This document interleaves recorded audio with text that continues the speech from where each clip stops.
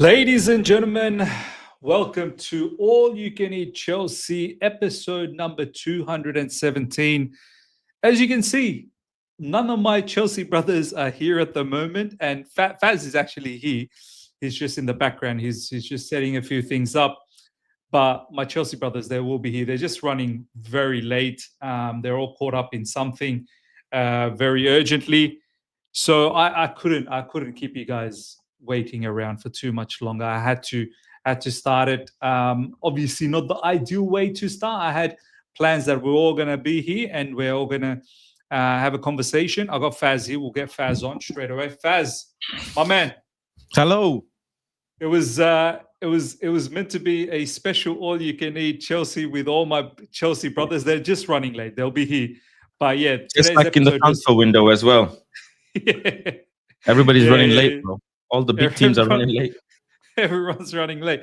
And this episode was meant to be with a twist. And the twist was that Faz was here. You know what I mean? Like, we were going to talk a little bit about Sancho. We were going to talk a little bit about Man United. Obviously, as you guys know, ladies and gentlemen, Matisse is in South Africa at the moment, touring with the Big Six. Faz, my man, how you doing, bro? Welcome to All You Can Eat Chelsea. Thank you. I think I'm the separate extra dish today, isn't it? In the buffet. Absolutely, bro. In the world buffet, you have them side dishes. So I must be the side dish today. Now I'm okay, man. I'm okay. I'm not sure about side dish. You're one of the main dish. Don't worry, bro. I don't want to put you in as a side dish. I'm the dessert. Yeah, look, you've been cooking up a lot of stuff, so why not? Why not have you around? Look. Obviously, we're going to talk about Jadon Sancho. His return back to you guys. Looks like he's not going to stick around at Man United. You guys want to get rid of him. Whilst I have you here and until the lads join very, very soon, Eunice and Javon, I mean, United, they're doing decent type of business, I see. Matthias Cunha is in the building.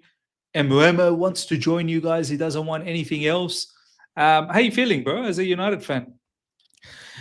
Transfer window all the time. I don't really pay much mind. I'll be honest. Transfer window for me is always time to just stay off social media because there's so much noise. It's just unnecessary noise and background noise and rumors, and it just pollutes my head.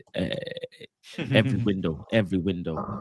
You don't like it, huh? You don't like it, bro. Yeah. I don't like it, and I actually got it from an OG of mine, Ricky, who also doesn't indulge in transfer window rumors, and ever since then I was the same. I don't indulge in transfer window rumors because it's just we'll see who comes and if they actually come, and then once they come as well, we'll see if they perform, because a lot of the times these players come to the big clubs and they don't end up stepping up. Do you know what I'm saying? So I don't pay no mind. I don't get too excited or whatever. Even we've had world-class players come to Manchester United and then not perform. You know what I mean? Yeah. We've had players like, I remember 4 windows ago, I think, if I'm not mistaken, when people were printing Frankie de Jong Man United shirts. What a saga that was, bro. And then it never happened. People made transfers into like a matrix loading screen, bro. 70% done, 75% done. 80% done, like all of this stuff. So you just don't enjoy all of that. I don't indulge, bro. I really don't. The shenanigans. Honestly, I get it on my streams every day. People are like, "Oh, Orenstein Bomber, what's he tweeted?" Brian Mbuemo woke up today. What? Do you know what I mean? Like, Brian Mbuemo decided it's time to wake up. Yeah, bro. Like Sancho coming back and all of that stuff. That doesn't mean that's the actual transaction. We don't know what's going to happen with Sancho and what's going to happen if he's going to try and find a club in Germany, if he's going to eventually take a wage deduction and go to another club. Do you know what I mean? Now, if it was something crazy like Man United are on the verge of signing Cole Palmer, I would be excited. Then I would be, then you'd see my dimples come out. You know what I mean? Bro, you know that meme? Or Chelsea in advanced stages to sign Alejandro Garnacho, then I'd be excited. Oh, shit! Oh Then I'll be shit! All right, excited. let's talk a few of these transfers that has taken place in the last, in the last week, because transfer window just opened for the Club World Cup people, but other clubs are trying to do business as well, obviously. Faz, you guys were linked with Liam Delap, Yep. and Liam Delap is now officially playing for Chelsea Football Club. Yep. Did you want him at all No. at United? Mm-mm. You were an Osimhen fan. Yeah, I know I was you're a a huge Victor Osimhen Osimhen fan. Yes. Yeah. Victor Osimhen fan, Gecko Rez, Mateta. These are the type of players that I was more interested in. Liam Delap, What do thank you you think very about much. Liam? What do you think about Delap? I just think for a step up this size to go from relegation team where he's done well for for himself and to go into a team that's constantly required to give certain levels. I don't think he can deliver. It's a lot of You don't think pressure. he's up to it? You don't think Nah, he's up it's a to the lot. next level now to take his game to that It's a next huge gear jump. up? It's a huge jump. It's a massive jump. A lot of things can happen in the Premier League. People don't realize, you know what I mean? What hits you in the Premier League, bro? Yes, he's already been in the Premier League, which is a great advantage for him. He knows the defenders. He knows the type of football other teams play, which is a huge advantage for him. But I'm holding Chelsea to a much higher standard than many Chelsea fans themselves. This is Chelsea, Man City, Liverpool, Man United. All of these clubs have a default setting. The default setting is you have to score X amount of goals and you have to compete for trophies, domestic or Premier League or whatever. Has Liam Delap shown that he's got that DNA to compete for these default settings? No, he doesn't. I personally think he's got the DNA to compete. Whether he's the finished product that we need right now, that's a different story. I personally think for 30 million Faz, for 30 million pounds release clause, this guy, whether you believe it or not, I believe that he's going to be an England international for years to come. Down the track, he's going to for be. sure. The price tag is desirable for his profile. That's no doubt about that. But For right someone, now, next season, you're in Champions League. Sorry, that's true. you're in Champions League. Yeah, you are in Champions League, aren't you? So you need someone who can perform 2-3 nights At a the week. highest You know level. what I mean? At the highest level. Consistently. At the highest level. One niggle, one injury. Can you? It's not the quality. I'm not debating the quality. I'm debating the sustainability.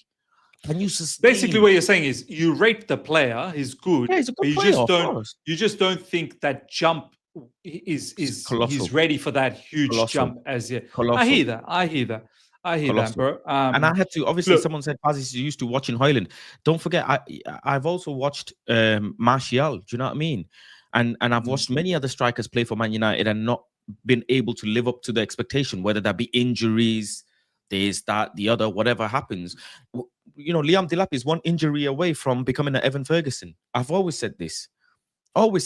Even Nicholas Jackson, no matter how many goals he gets, he's still not the Chelsea type of striker. He's not.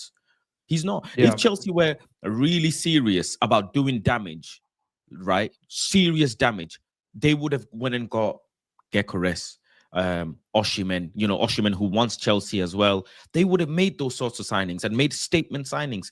Liam Delap is not a statement signing. He's just the new hottest kid on the block. That's all it is. Every 6 months, you'll have a hot kid on the block, bro. Every 6 months. Look, I don't know. Look, yeah, he might be a hottest property at the moment. I feel like there's something about him. I hear your stance in the perspective of that. We need another one on top of him. You have him. He keeps learning. You need another one that is experienced to go with him. I hear that.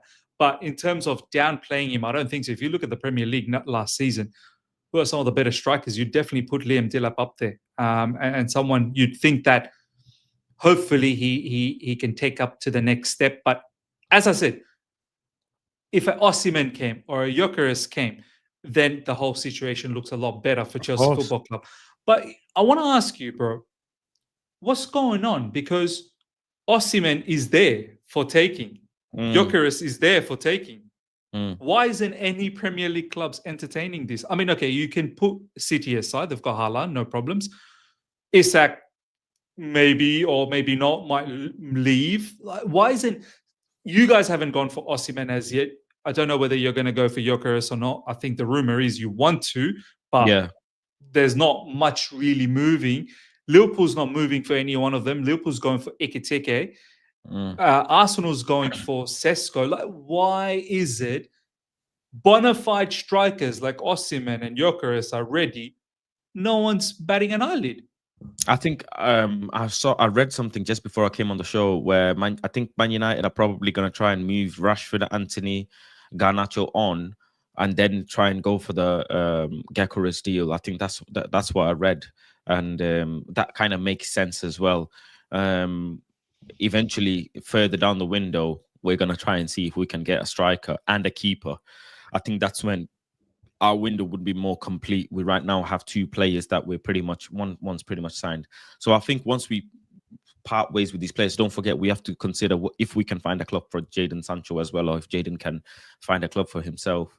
If there is a club, can you do me a favor, Chelsea? Can you put in 40 million for Alejandro Garnacho, and then we can use that money to. But why not send him to Napoli, bro? Why are you always looking at Chelsea for Alejandro Garnacho? Napoli's there.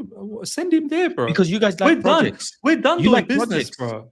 We're done doing business with each other. Mason Mount was the last one. Let's shake on it, bro. That was the last one.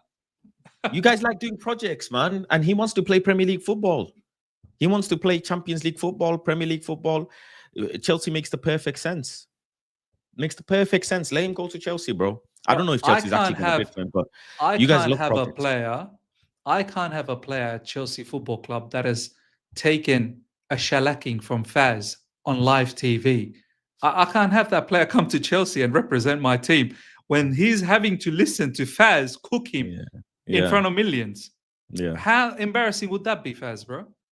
I ain't having that. Do me a favor, bro. You owe me one. You most definitely owe. And I think you're trying to sell Noni Madueke, no?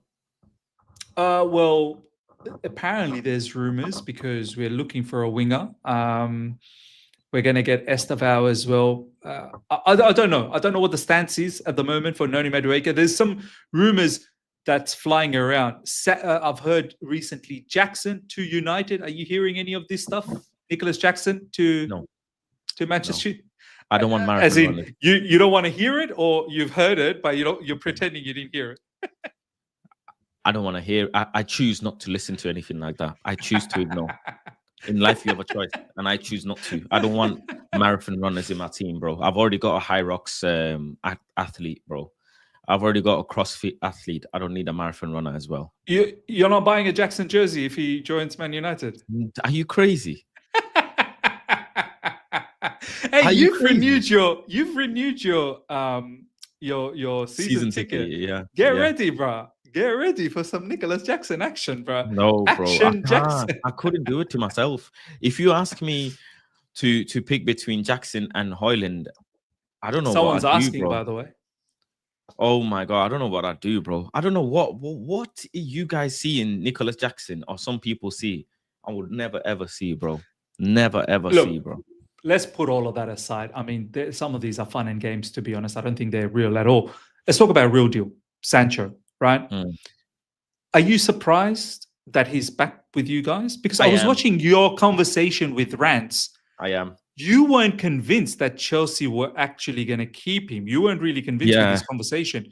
Yeah. But you are still surprised that he's back. I am still surprised. I didn't think he was going to stay, but it's just like, you'd hope that Chelsea would keep him, considering he's had some good involvements, but clearly not enough to what Chelsea wanted. And it's surprising that Chelsea going back into the Champions League don't want to keep a player that's been in the Champions League final. Okay, so that's wrong.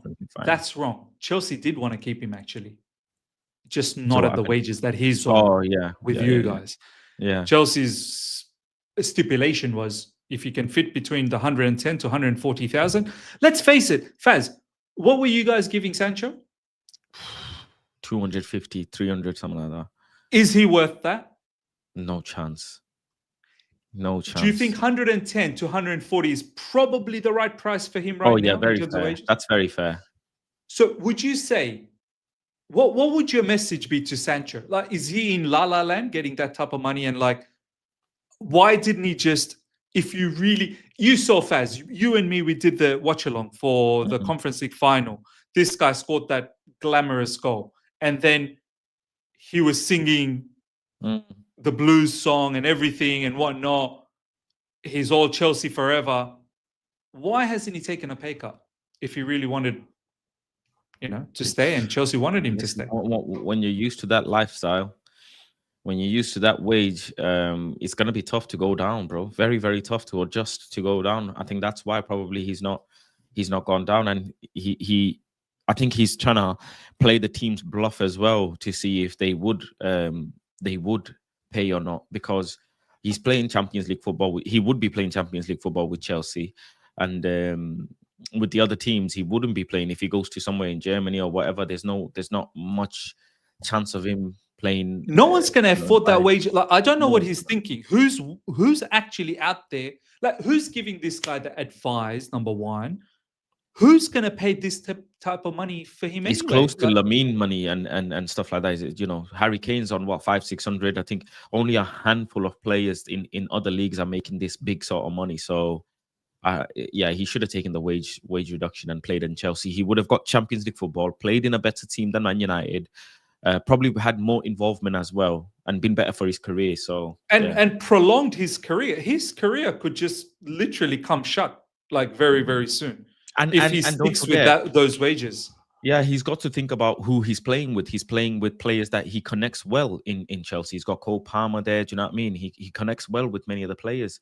He likes clearly being in London. So it made sense. It made a lot of sense. So that's why I was like a bit surprised as to why he didn't take the wage reduction. Isn't he not Chelsea fan as well or something? Yeah. As well, yeah.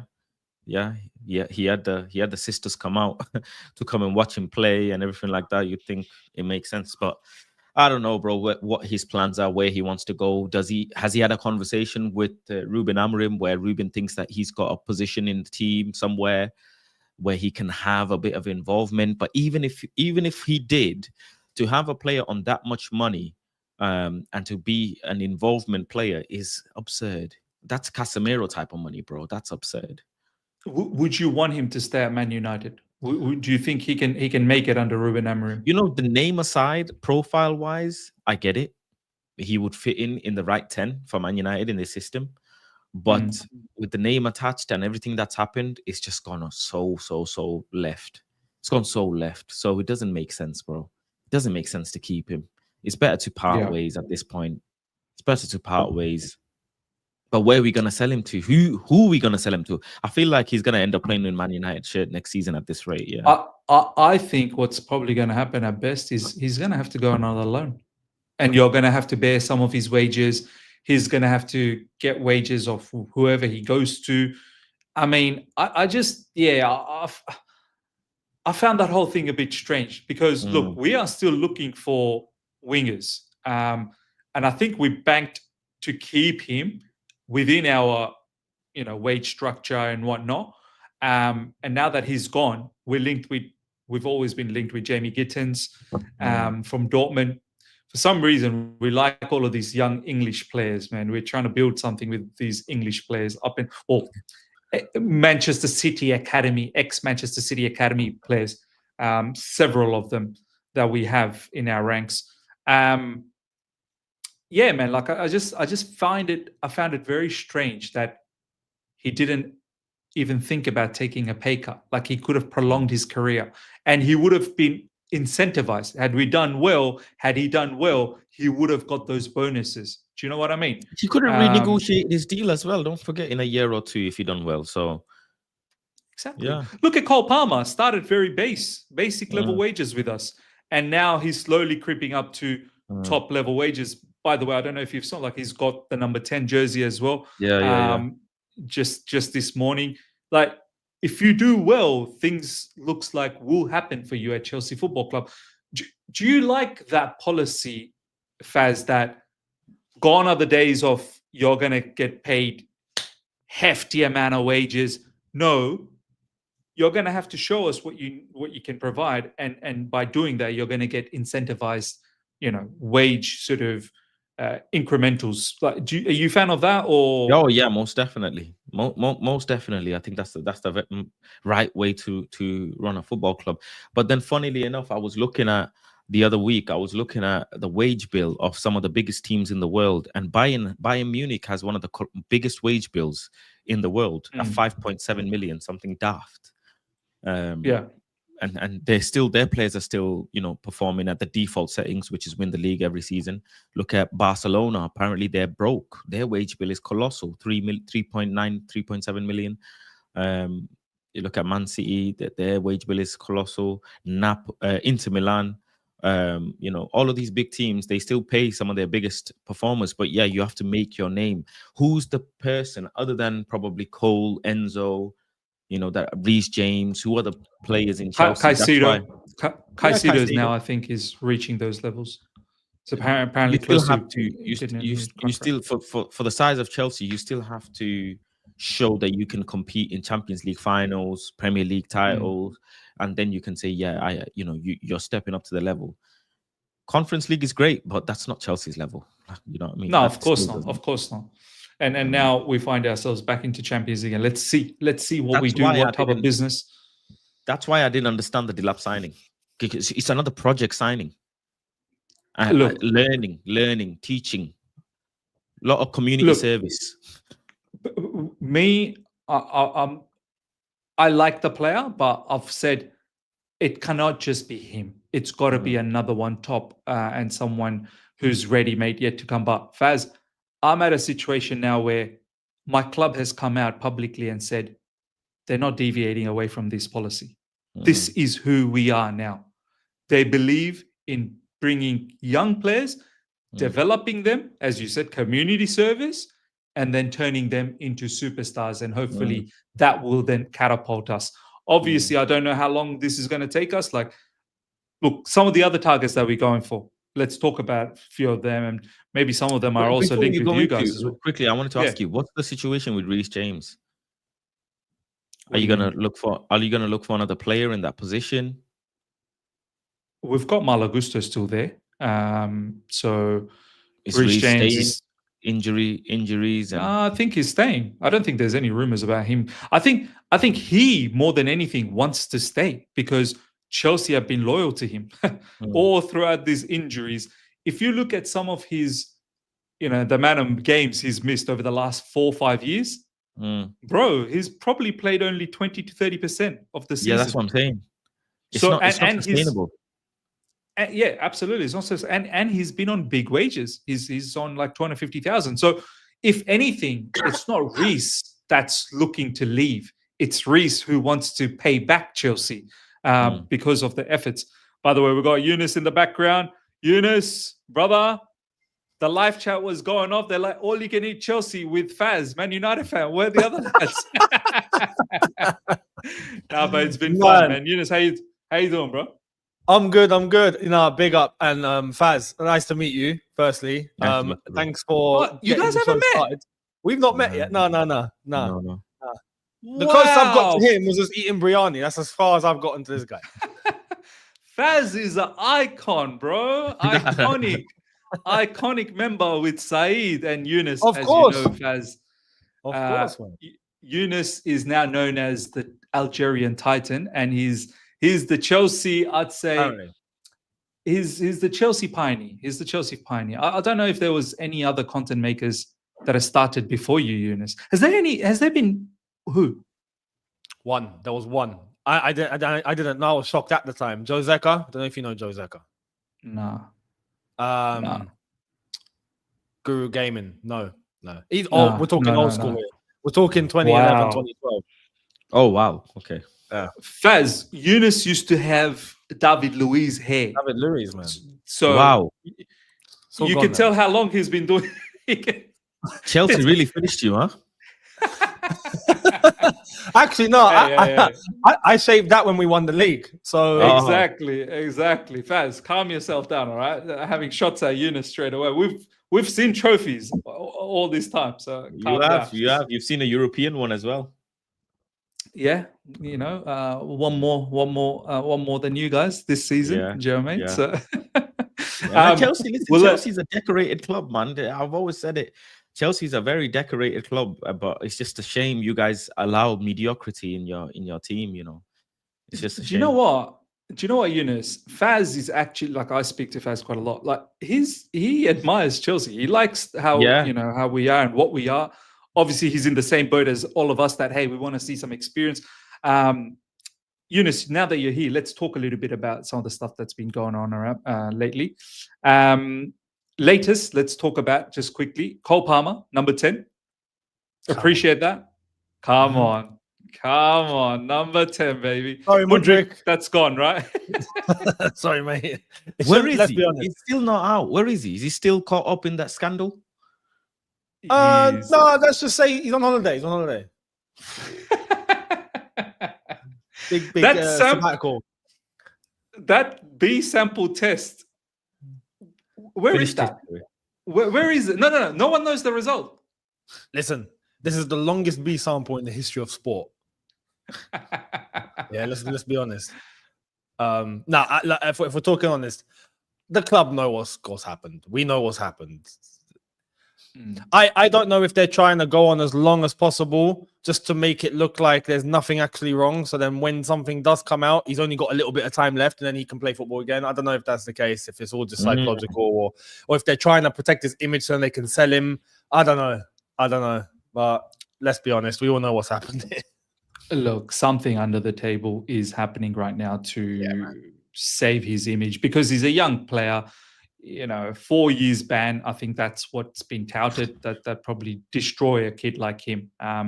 So, I'm pretty sure they're doing something under the table. Yunus, Delap obviously been announced. He's getting the number 9 jersey as well.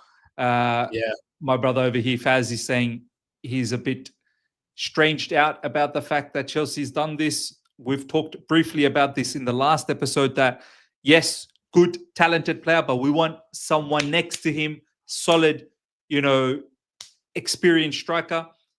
But I feel like Yunus, this is actually good business. I feel like he is ready for the next step, but he does need that help. I mean, what's your thoughts now that he's announced? Like those pictures look really good, bro. Some of those pictures from Liam Delap. They do look good. I don't know. It's like I've told you, about Delap. I can see Faz is like, nah. Right. You lot wanted him too, apparently. Yeah, they did. Of course they did. Yeah. No, apparently there was quite a few clubs that were in line for him. But what we did is we did the thing, where you make it look like you want something, so your opposition kind of goes in for them as well. That's nah. Faz, you did want him, and I think he wanted you guys as well.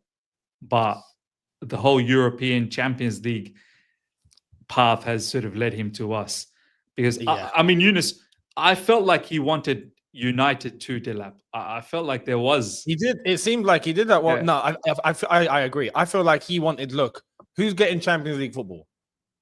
Yeah. And then when that happens, all right, I'm on my way. Basically, I think that's it.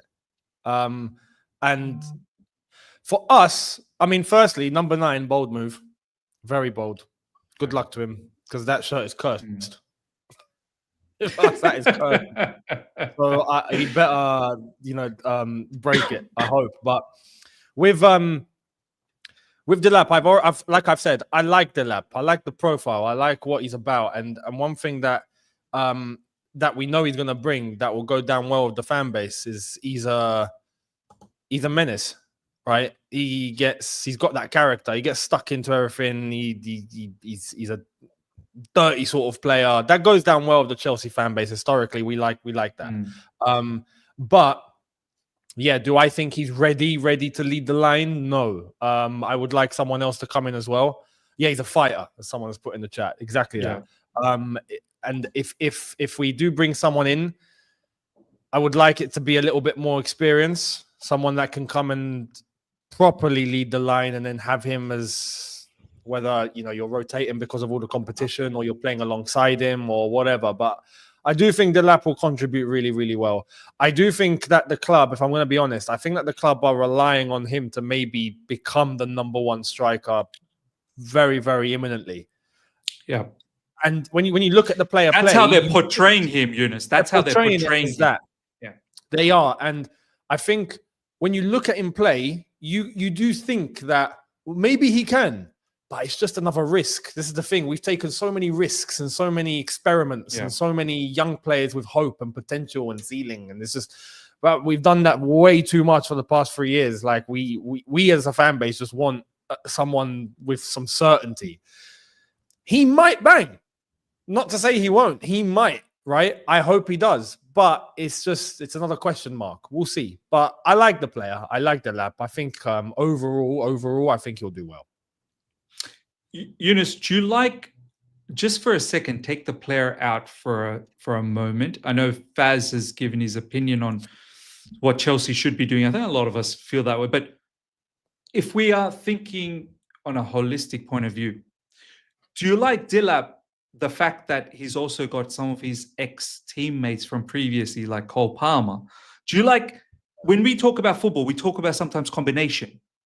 You know, you got your Harry Kane and Son, and I know they're far advanced in experience, but how you like the combination of Cole Palmer, Delap, for instance? They know each other well.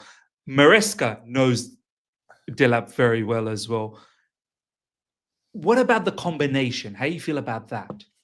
I think that was a key reason. Romeo Lavia? Yeah. Look, there's a Man City Academy thing going on here from that class of 2019 or wherever it was. Delap has spoken as well in his first interview, and he's already mentioned that he can't wait to be combining with Cole Palmer again. Chemistry is a thing. Remember, like, that was also a thing in the past season that we tended to, with some players in combination, we struggled a little bit. We know that we liked sometimes the way that Palmer and Jackson linked up earlier on in the season, but correct. When you look at the history that Delap and Palmer have, we might actually get something better, right? Because they know each other pretty well, apparently. So that all counts in terms of timing, runs, decision-making, all of this, especially when you're looking to score goals. That chemistry is something that is overlooked from time to time. I think that's important. Exactly. That was one of the best combinations we've ever had. But top. That was unreal. This is where that can help. But we have to also be honest. This is where I want to be realistic. Those combinations that they had, not just Delap and Palmer, but Lavia as well, and everyone, that was at academy level. That is something that's not been done in a little while. That was almost 6 years ago, 5 years ago, 6 years ago, wherever it was. This is a whole different ball game. So we'll see how it turns out. But I'm looking forward to Delap and Palmer combining, and that is something that could translate to the England team. Thomas Tuchel will be paying attention to that as well. No, 100%. I was saying to Faz that I think Delap is someone who's going to be an England international for ages to come. You're very much happy with the signing, aren't you? I like it as in isolation. If I look at it in isolation, 30 million release clause as well. Yeah. For an up-and-coming striker who's got abundance of talent. But see, I wanted someone experienced next to him, and I don't know why clubs out there are not interested with Osimhen and Gyökeres. So what do you mean by this tweet? You're gonna bring out tweets. I'm catching on to you. Do you think I don't keep an eye on what you're doing? Man's gonna bring out tweets. Brother, what are you doing? You absolute politician. I mean, you're gonna bring out tweets and you're gonna do me like that on my show. On my show. Don't turn it on me, man. All you can eat and eating you are, yeah. Look, me on Twitter is defend you on that. I can't defend you on that, bro. I don't want to be defended. Me on that platform is a different me, bro. That's me on a different smoke. That's me doing Twitter. That's me twittering. Do you know what I mean? By the way, you're very, verified. So you need to get that Twitter, check every month. I'm verified. Right now, I'm very fried. That's what you need to be. Look, I wanted to talk about how, the other experienced striker. Well, Faz, I'll go to you first, and then I'll get Eunice's thoughts. We're not getting another experienced striker. The one that we're linked with seems like he's linked with many other clubs as well. Liverpool, I think there was some link with Arsenal as well. We're linked with Hugo Boss. They call him Hugo Boss, Hugo Ekitike. No, this is legit, Eunice. They actually call him Hugo Boss.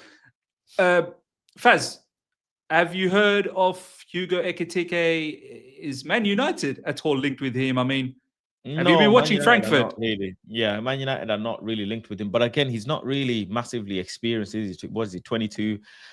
Yeah, 22 is he, if I'm not mistaken?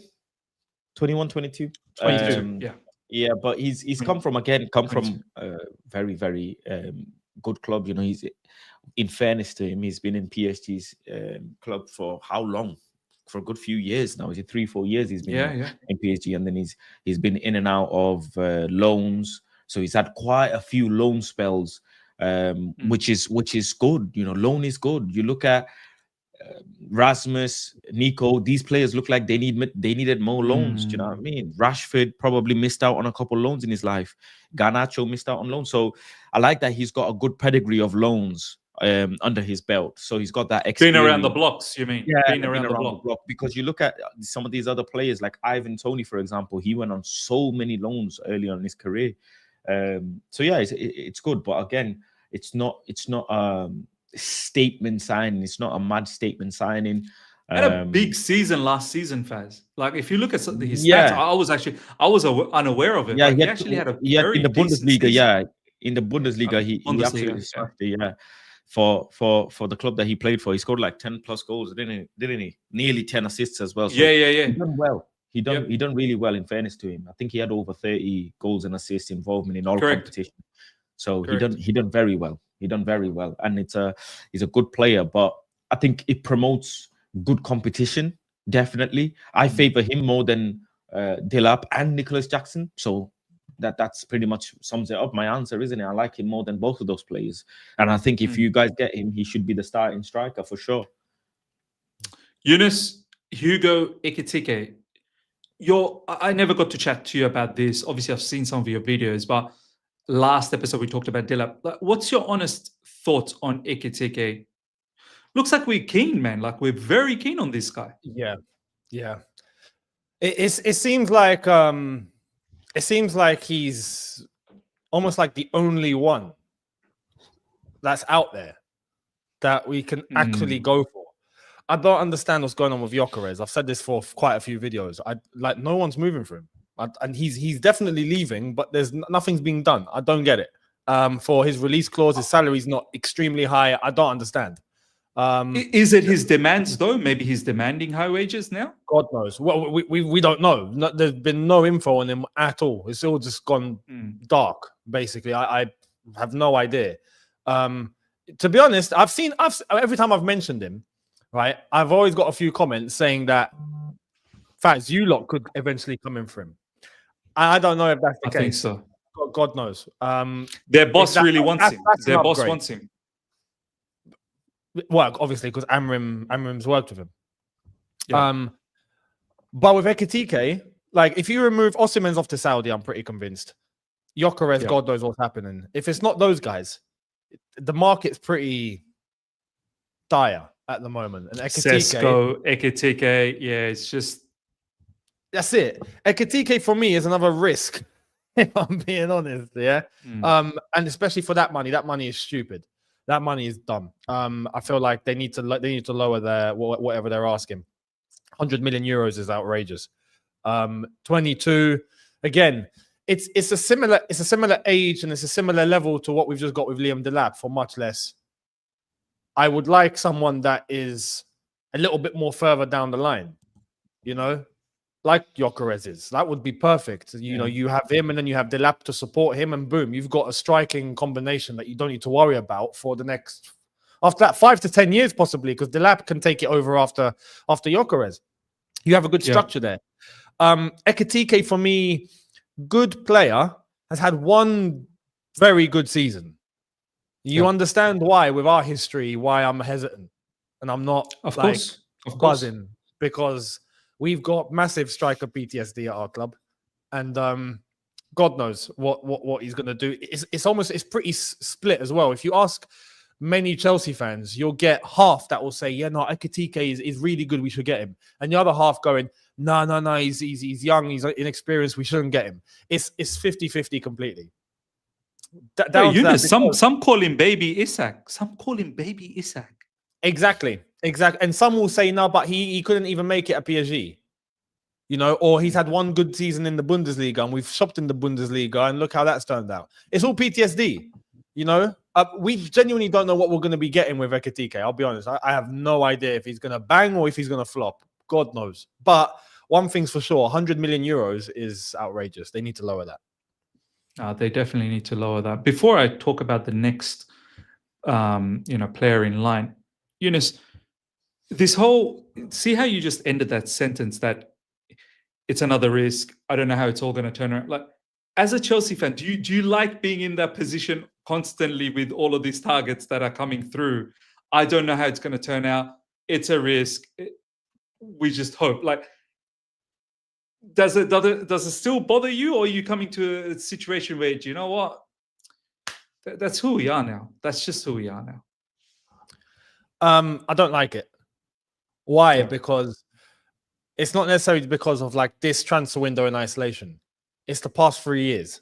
We've gone in for 16-year-olds, 17-year-olds. You know what it's been like, man. It's been horrible. We've been in the shopping in the youth department for the past 3 years now. It's crazy. We've been shopping in Baby Gap. It's that's where it's like the frustration comes from. You know, not to say that a lot of these players might not bang and become top players, but we know, and we've spoken about this, there has to be a blend of youth and experience, and there has to be a blend of players that are winners, that have pedigree, that have levels, that can mentor a lot of these young players as well and get them up to scratch and help them develop, so then they can become top players. These young players can't become top players just on their own, you know? And credit to the ones that we have at the moment. We saw how the season ended.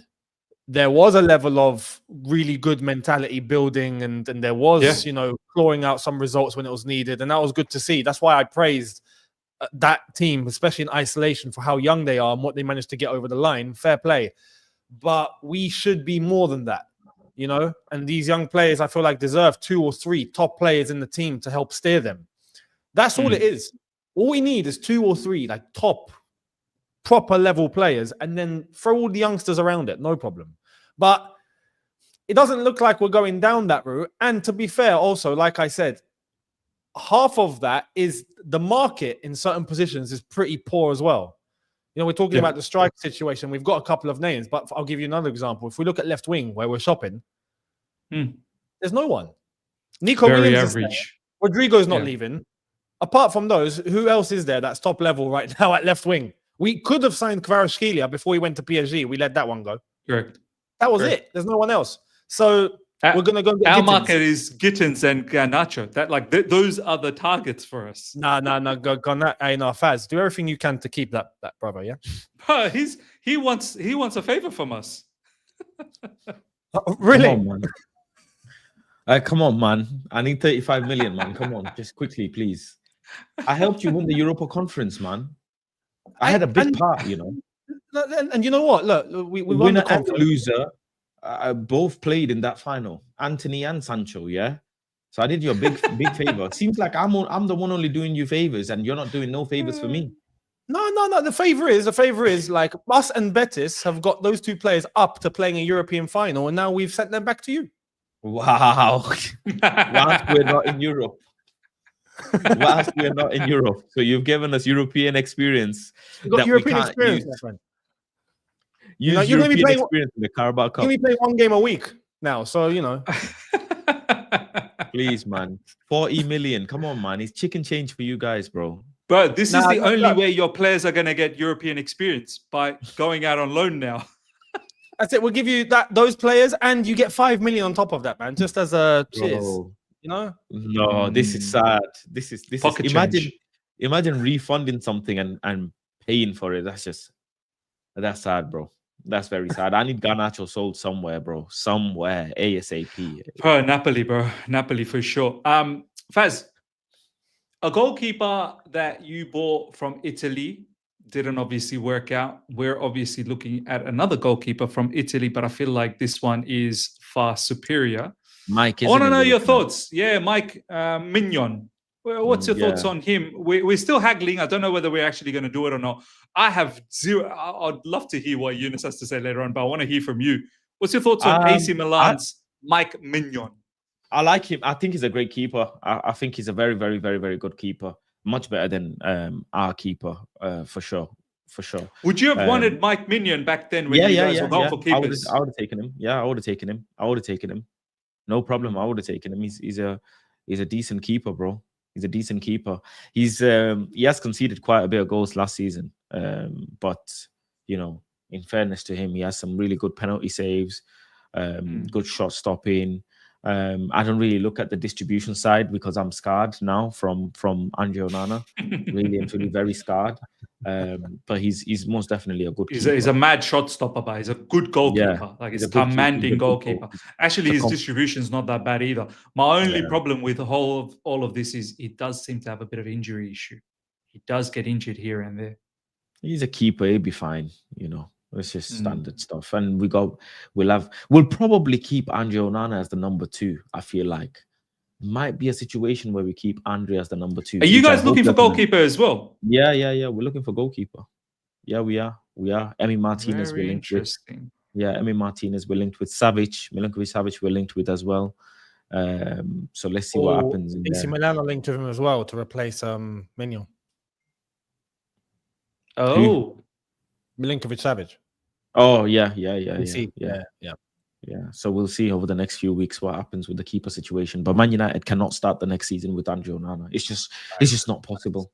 It's just I think Ruben Amorim is over him as well. Like he's over Onana. Who isn't? Even we're over him. Not even United. Even we're over. We're not even United. Do you know what I mean? Eunice, what is going on here? Look, I've tried to make sense of all of this over the last 24 hours. I understand the negotiation tactics. I get it. But to lowball at £8.5 million?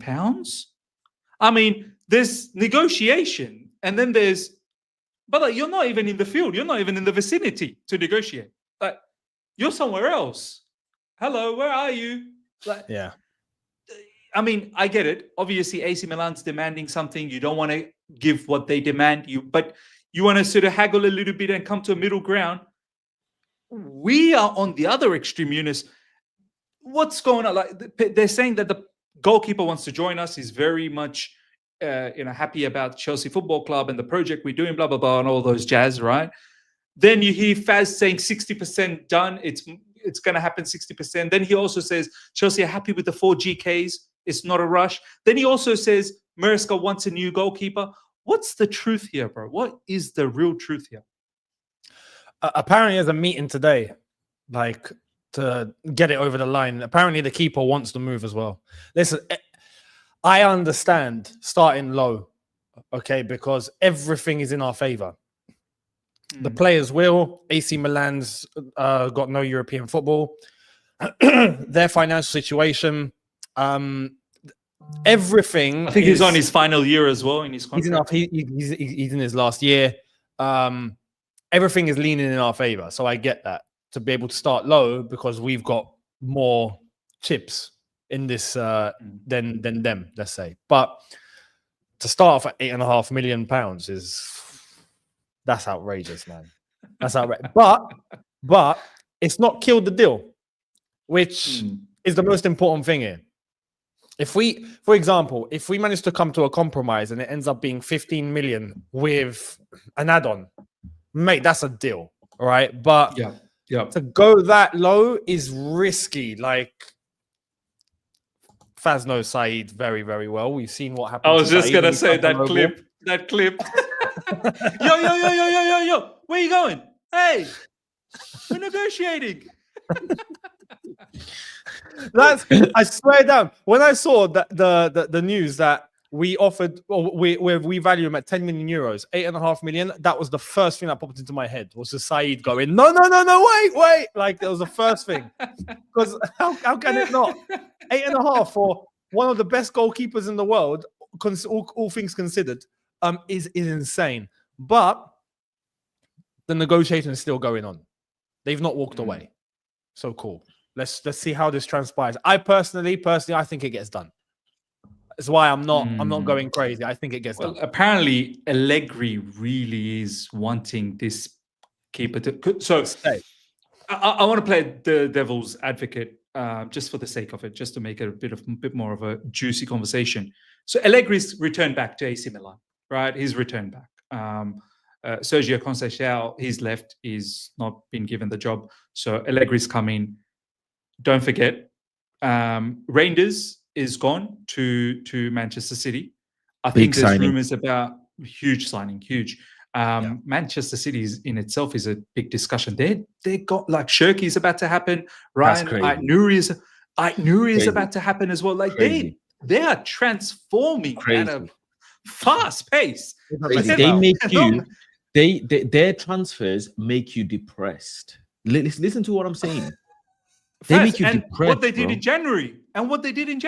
Yeah. Marmoush. They have a whole new 11 in 2 windows. They make you depressed. I'm sorry. They make you. It's a reality check. It's a reality check, bro. You know, when you have a bit of money and you take your missus out for dinner, and then you look at some of your friends who are millionaires, and you look at them taking their missus out to dinner. It's just humbling. It just humbles you. You think you're doing something, whatever. You think you're doing the Delap project. Yeah, baby, we'll be rich in 10 years' time. All of this stuff. And on the phone, you're looking at Instagram. You're looking at other people going, this, that, the other. It's sad, bro. It's sad, bro. Aït-Nouri should be a Man United player. There's no doubt about Aït-Nouri should be a Manchester United player. It makes the perfect sense, especially when you have Cunha. It's just no-brainer. It's a absolute no-brainer. Every big team in the world is sitting there twiddling their thumbs over Cherky. And nobody can deny about his ability on the ball, his impact in a game, his ability to be dangerous in dying moments of the game. He's a clutch player. He can make things, he can pull strings. But yet, Man United fans, you have, thank God Bruno Fernandes. They're donating money because Bruno Fernandes is staying. They're donating money, yeah. They're donating money. They would rather be charitable for Bruno Fernandes than for Eid. These guys, man.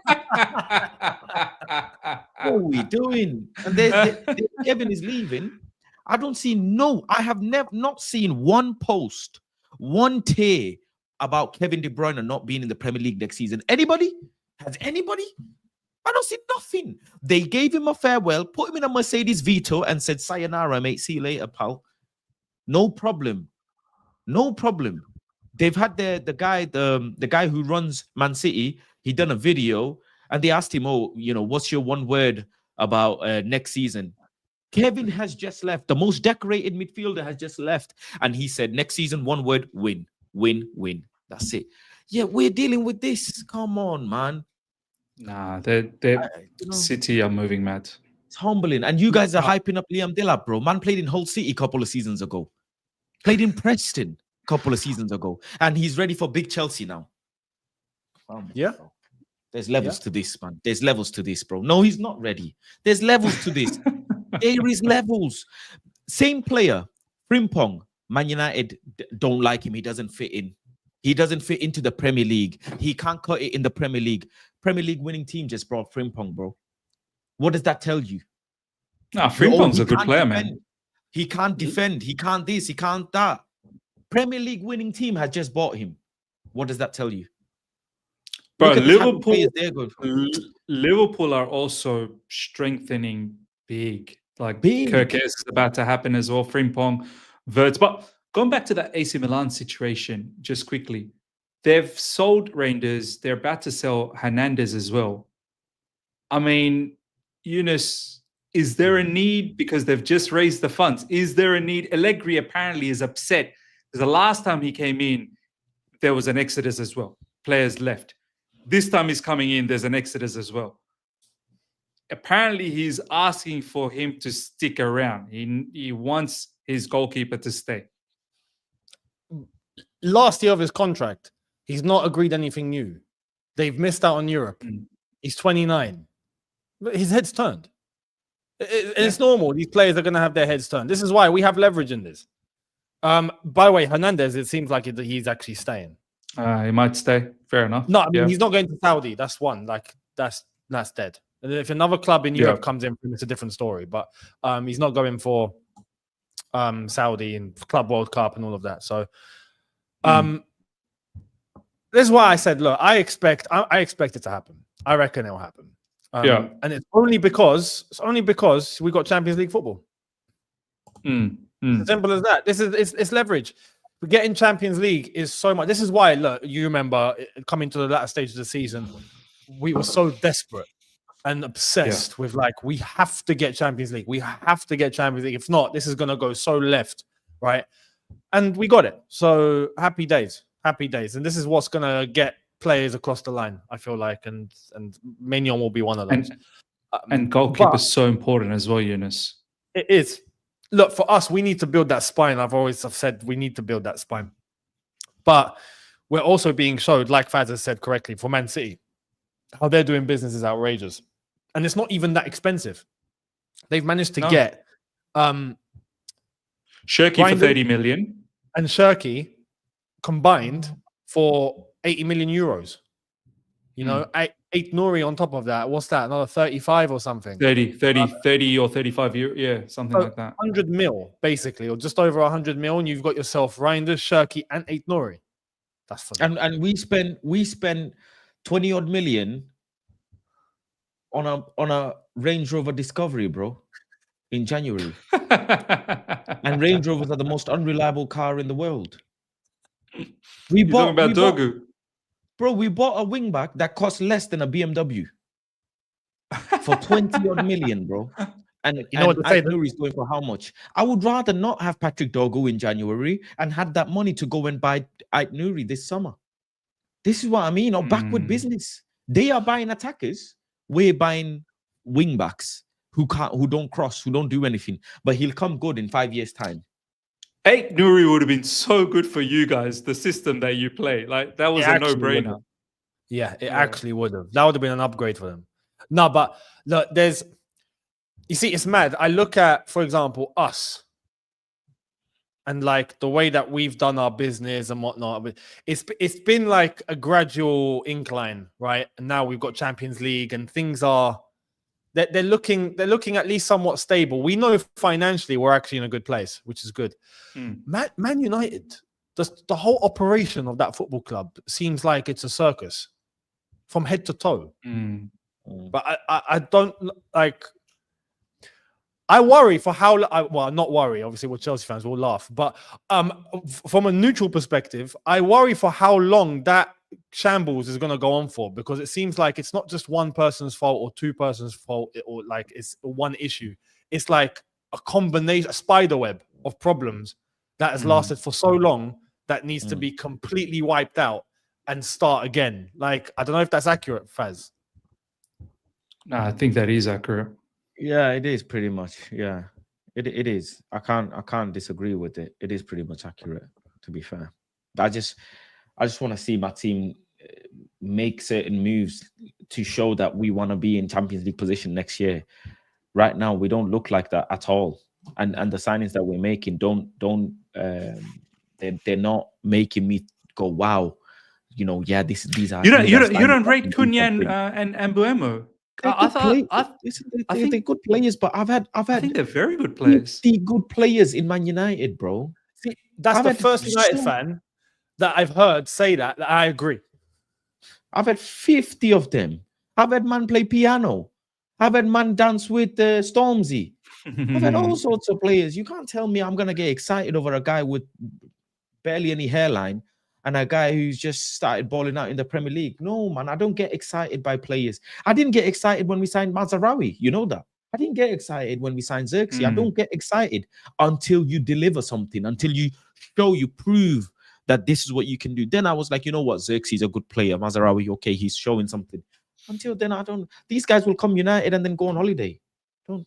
And on top of that, what if imagine Cunha starts next season and his competition is Garnacho.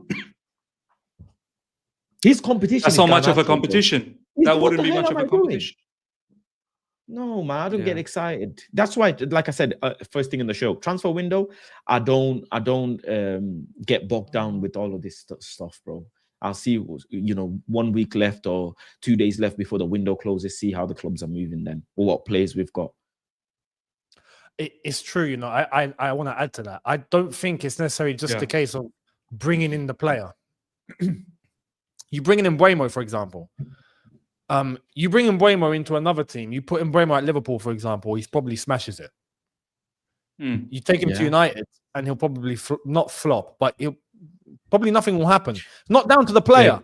The environment of the club is wrong at the moment. It's wrong from head to toe. Like, the environment forces you to be like bad. The environment forces you to be a bad version of you. Yeah. Fairs, man. Let's move on to another player. Yunus, this has just come out recently. Mohamed Kudus. I'm seeing news about this. Ex-West Ham employee, that account has come out that this is legit. Chelsea has reached out. We are very much interested. We've been linked with Kudus previously. I think when we were getting Cole Palmer, we were linked with Kudus as well. And then we opted for Cole Palmer. We're offering players. Yunus, would you still go for a player like Kudus? I mean, it seems like we do need attacking options now that there's no Sancho. I don't know what's happening with down the track Madueke, whether he's going to be up for sale. Mudryk obviously is gone. We'll get to the Gittens story, but Kudus, obviously Nkunku needs to go. João Felix needs to go. Do you reckon that's where he kind of plays, just in behind the striker? Sterling needs to go, yeah. Don't get me wrong, I like Kudus, right? In fact, do you remember when we were linked with him and we could have got him for like 34 mil or something, or 30 mil or something like that? From Ajax. We were close, apparently. Yeah. I like Kudus. I think he'd be quality, but right now with what we have and what we have coming in, where's he going to play?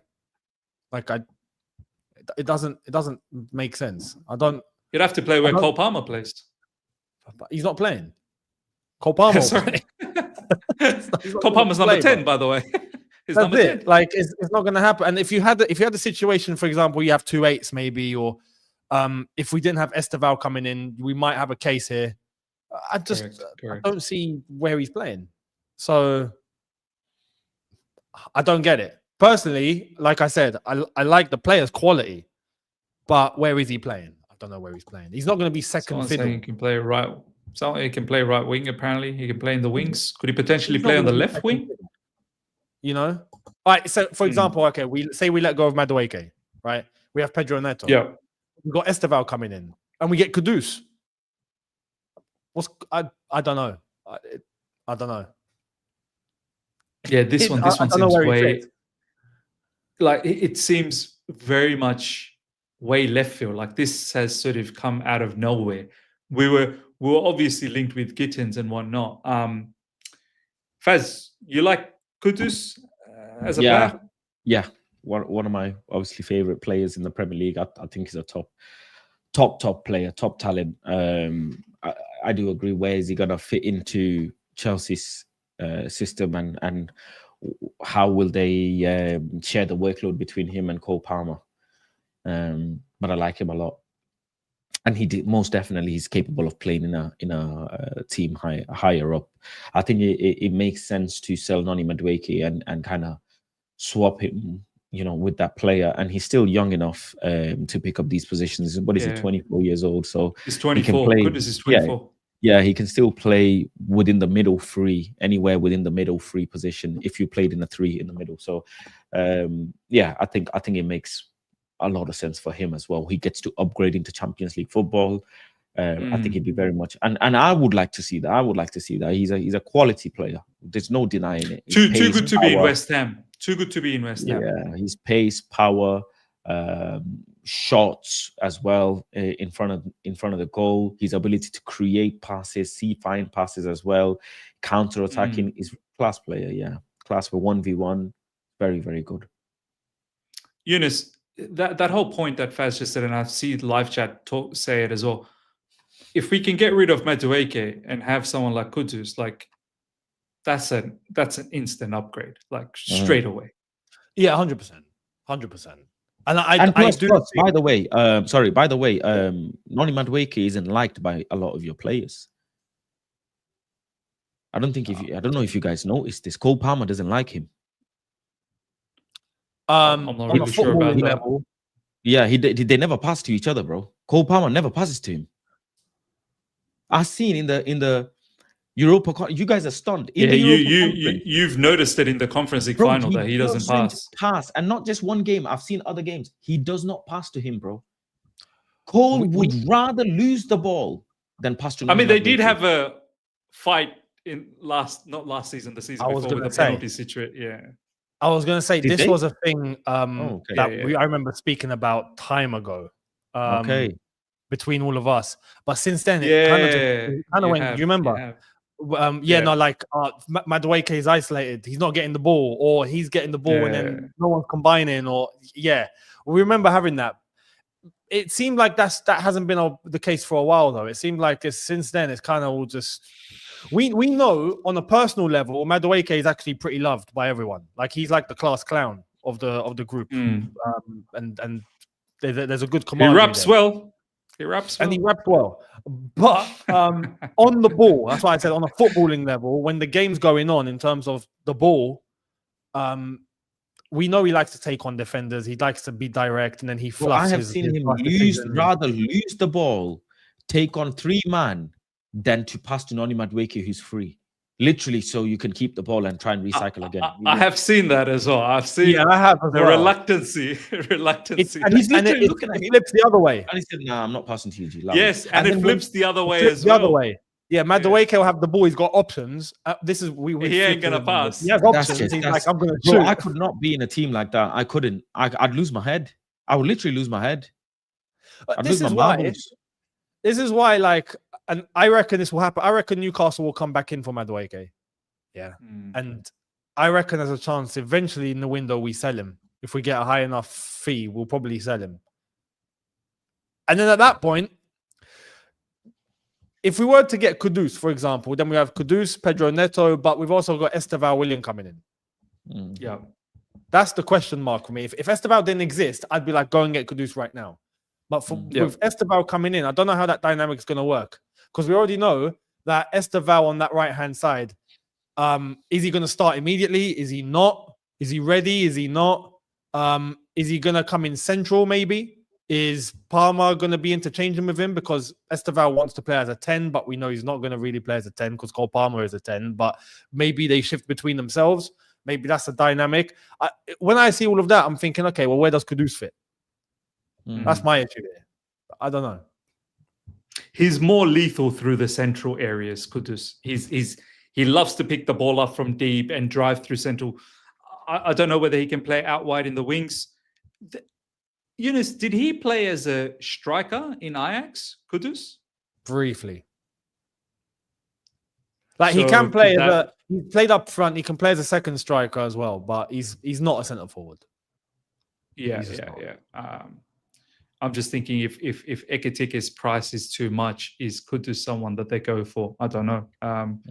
As a sort of like a makeshift. All I can say is that I feel like with the recent, the Mike Mignon and now Kudus' name, maybe there is a shift. The fact that we've got into Champions League and we want to try and go for the Premier League hopefully next season. Maybe there is a shift. I don't know. We shall see if any of these actually happen. But, legitimate talks that's been set out in Twitter that we've inquired, that we've asked, and we've offered players to West Ham for these services. One last player I want to talk about before I do some of these super chats. By the way, thank you to each and every one of you guys that's done super chats. And also smash up the like button. Make sure you guys subscribe to Faz's channel. There's 1,500 of you guys are live. Subscribe to Faz's channel. If you haven't subscribed by any chance to Eunice's, make sure you subscribe to his as well. And his second channel, Eunice is buzzing. He's doing some mad stuff on that second channel. I saw his picture in a jersey. He's doing some league activities. Madness, total madness happening. So make sure you subscribe to that second channel. I'm a Premier League footballer now. You're a Premier League footballer, bro. Eunice, Mike Mannion, excellent. Kudus, also good. Yeah. Now I'm going to bring you a little bit down.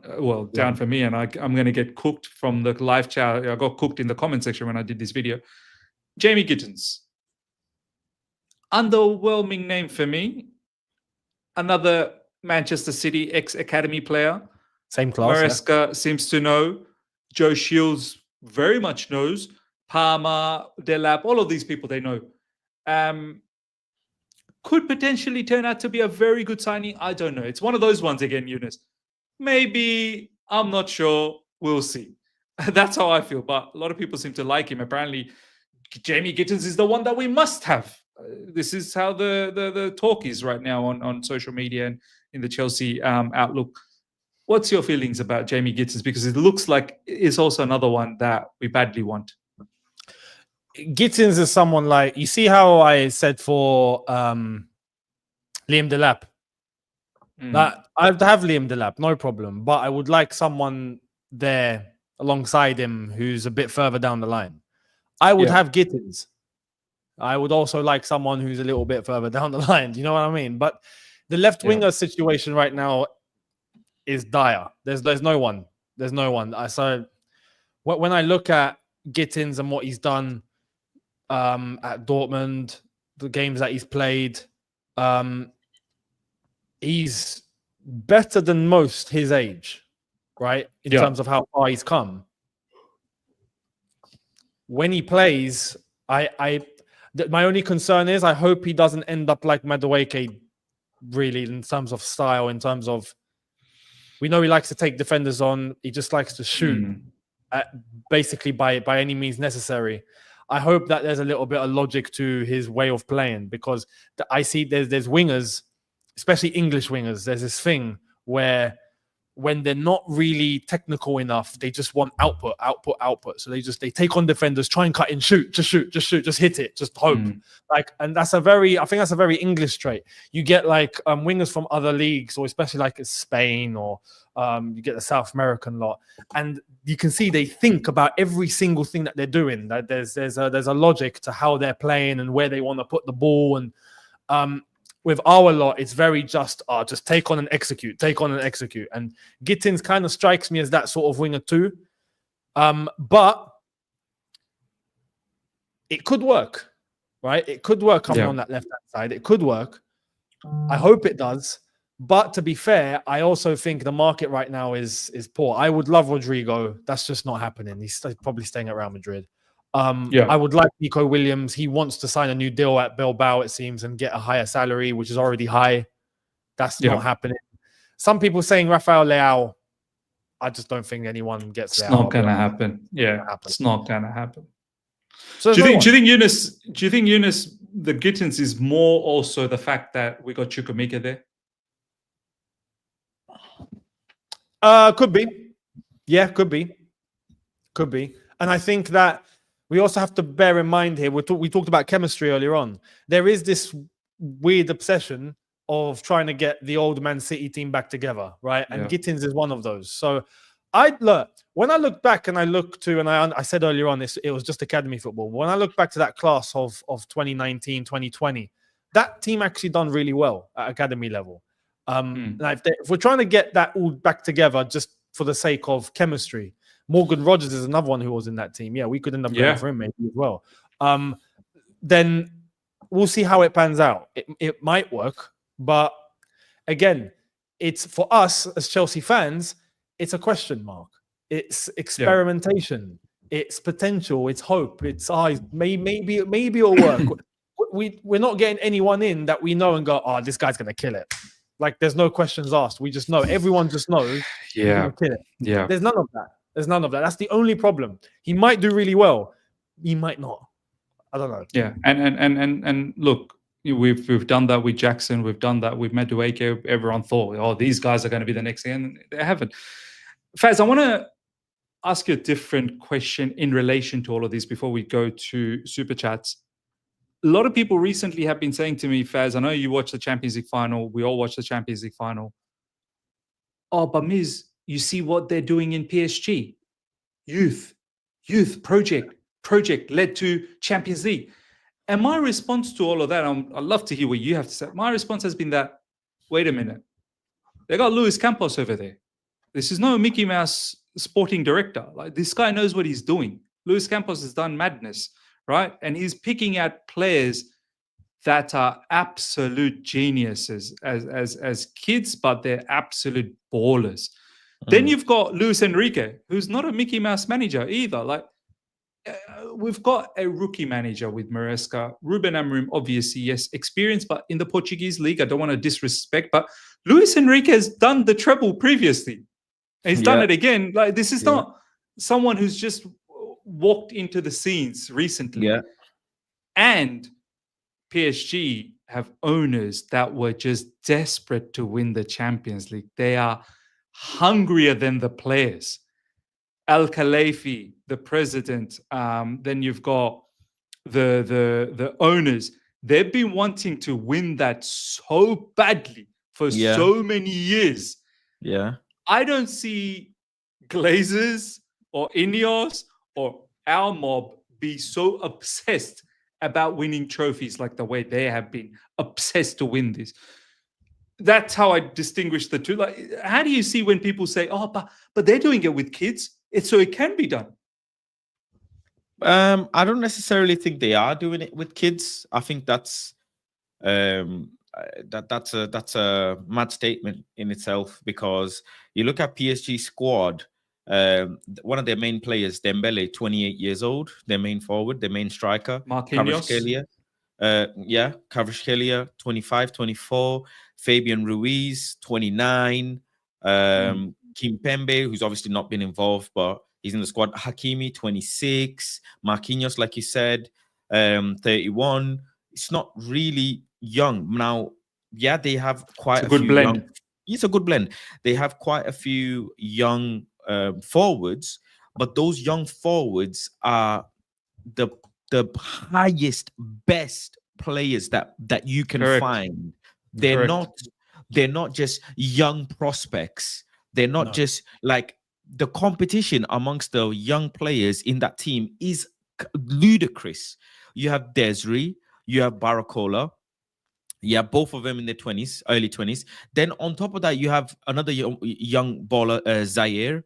These guys are he can't even caliber. start. He can't even start. Do you know what I'm saying? Different caliber.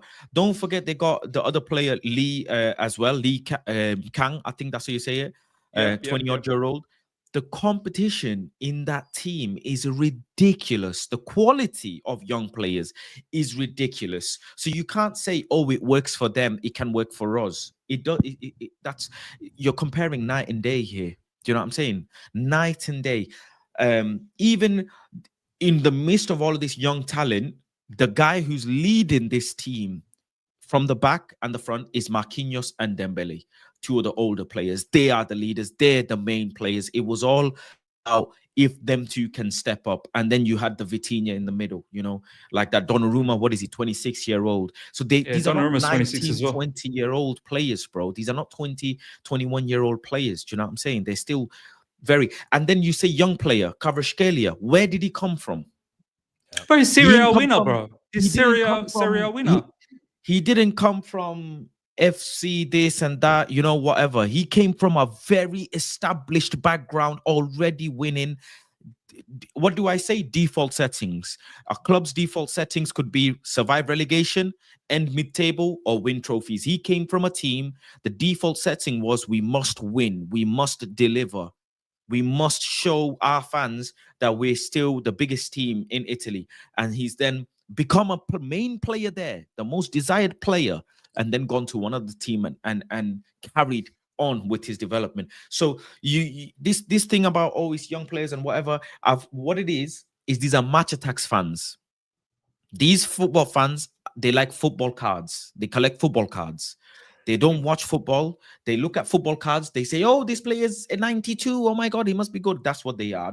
I don't listen to them. I don't pay no mind because they're not analyzing what is going on actually, and they're not understanding what the context is behind the players' CVs and where they're coming from. They're not understanding all of this. Do you know what I'm saying? You could say Sancho's a young player, for example, right? Yeah. He's a young player compared to men, but look at his CV. Look at where he's played, the context in where he's played, the finals he's played, the environments he's been in. Do you know what I'm saying? It's different. Then you look at someone else in that same age bracket where they've played. It's all about context and where they've played. You know what I mean? CV is very important, bro. Very, very, very, very important. Yeah. What pressure environments have you come from?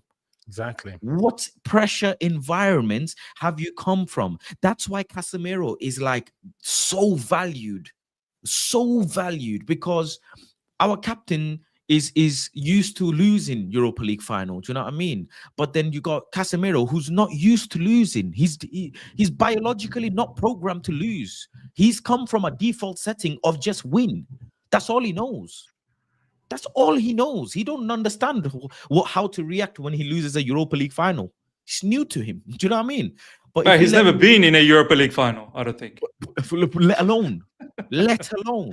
Do you know what I mean? Then people are gonna hate on Jadon. But Jadon left the club on loan and played back-to-back European finals. Unheard of, by the way. I don't know if you can tell me another player. Unheard of.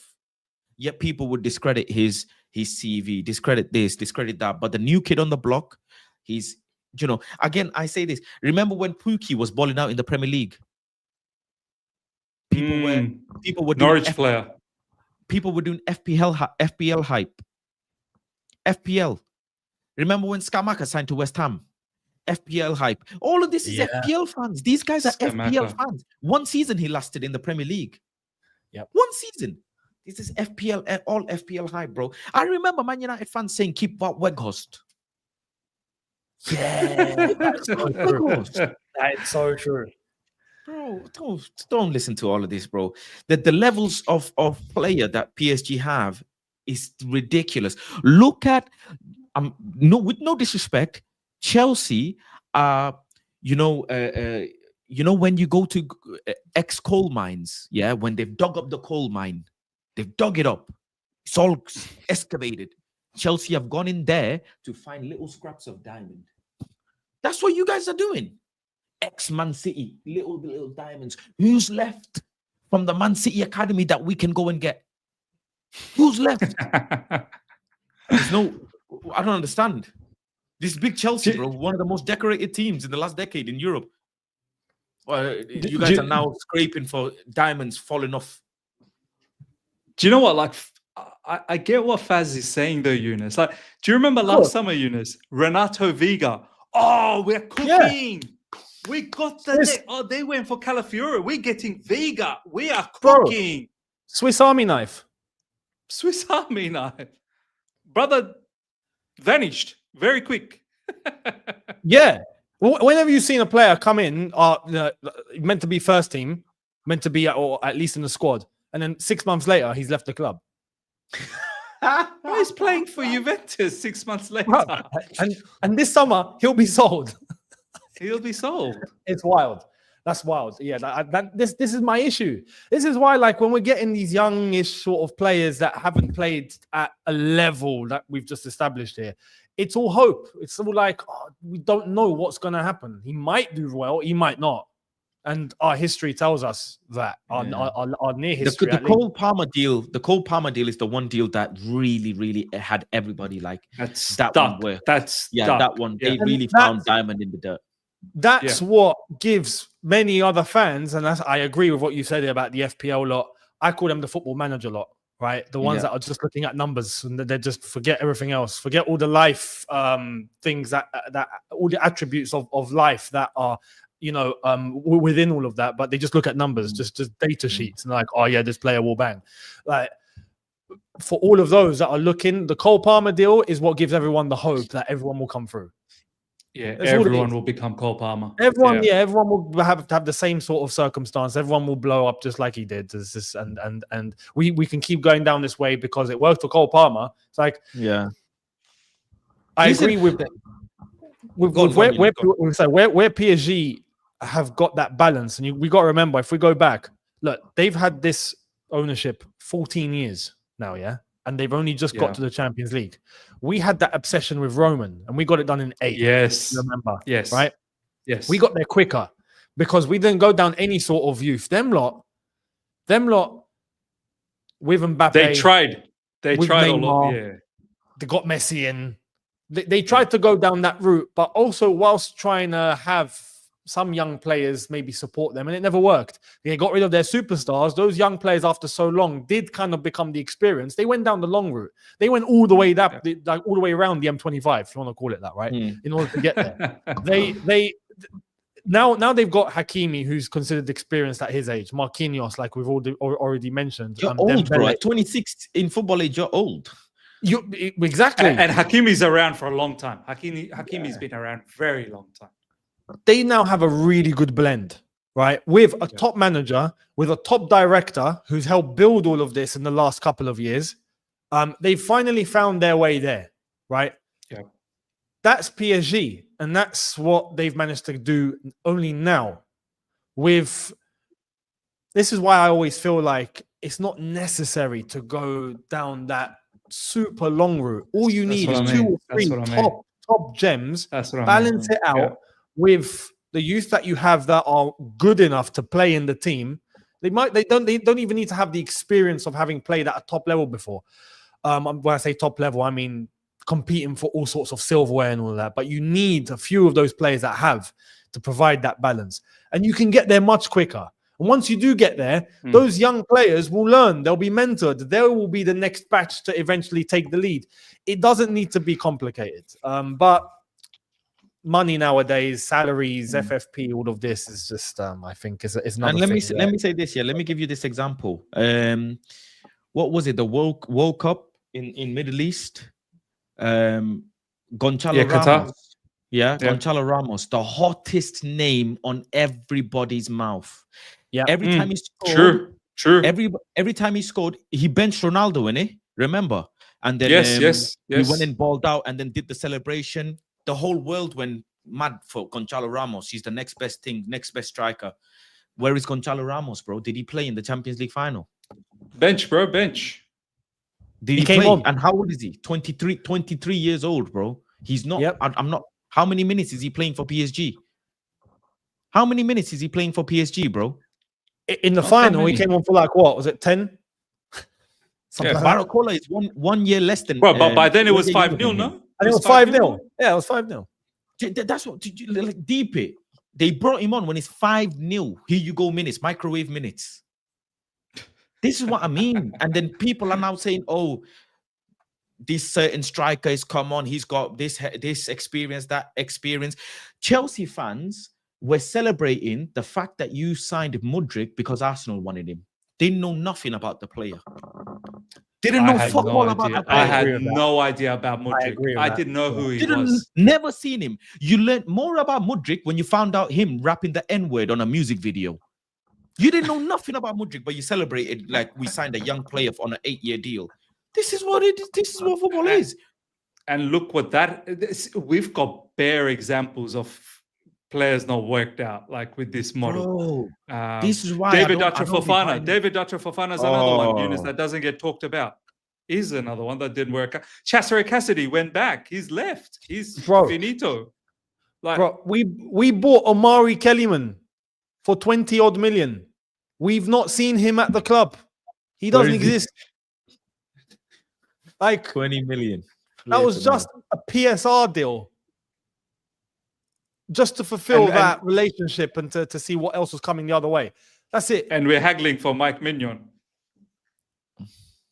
Absurd, man. The way football's gone in that regard is it's strange now. It's strange, bro. It's strange. Bring back the days, when we used to like when Chelsea used to kidnap players, bro, to sign them. Bring back them days, bro. Kidnap the players, bro. Bro, did we Bring back do that those with days, William? man. We kidnapped William, didn't we? We hijacked Yeah. William last moment. Yeah, We hijacked. yeah. Sorry, we hijacked. He done yeah, his yeah. medical. We were like, no. Sorry, Spurs. I feel like the day again. I really like him Wow, because another name. We've not seen Mr. Washington. Denzel, where you at? I feel like the day Denzel. Fabrizio retires is the day football will start healing, because I feel like Fabrizio causes a lot of transfers, bro, that don't need to happen. He just be tweeting and then another club goes and moves in on the player, and he's like, you know what I mean? I think this is true, you know. I don't think know this if is people true. agree with me, I but know it's just my Eunice is a bit tight-lipped about Fab because Fab has threatened him. No, this is legit, by the way. No, I it's don't know fine. if you're aware. I can talk. Oh, you can. Like Fabrizio has reached out Eunice and threatened him. Yeah, no way. This is No, legit. legit. It was like, oh, you can't stop. You can't stop making up.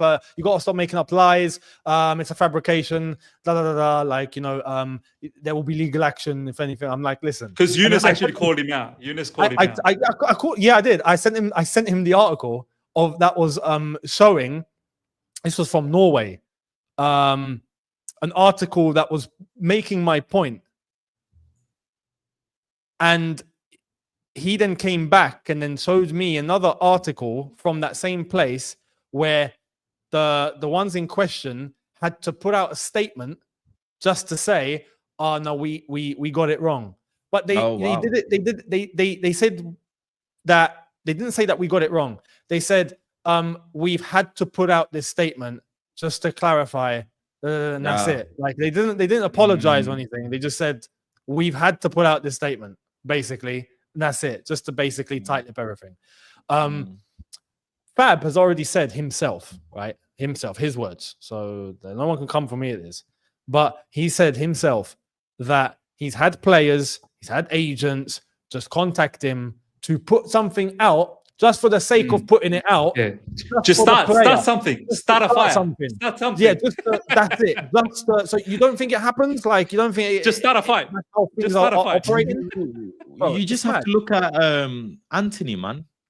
When he went and did the interview for a transfer, I've never seen that happen before in football. I've never ever seen it happen before in football. Yeah. I've never seen a player request an interview with a reporter and ask for a transfer. Never seen it before. And he did that, innit? He had an exclusive interview with Fabrizio for saying, you know, I remember like he's not trained, he was getting fined $5,000 a week. Exactly. All of that stuff. I don't forget. Bro, I need journalists to start getting wet again. Like go outside when it's raining, outside the training ground. Yeah, man. Car park. Yeah. Reporting outside Chelsea training ground. We can see a Mercedes Vito. Bro, we need journalists in car parks, bro.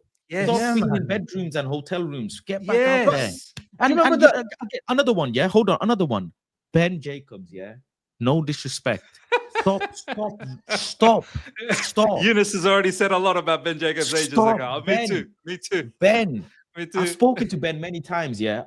Ben, please, man.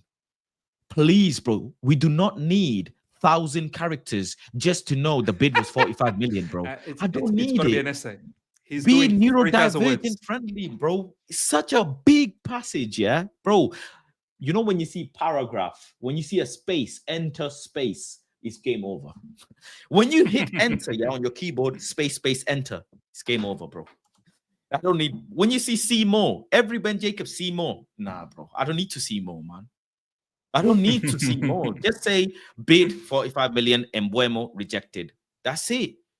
I would actually appreciate that. He's taking journalism to a different level. This is where that's the direction it's gone. It's gone there because of the internet. It's because of social media. Because that's as much as people might like it or hate it, that's the future. Simple as that. I remember those days when you had journalists outside training grounds, bro, raining. I loved it. Umbrella. It needs to be like that.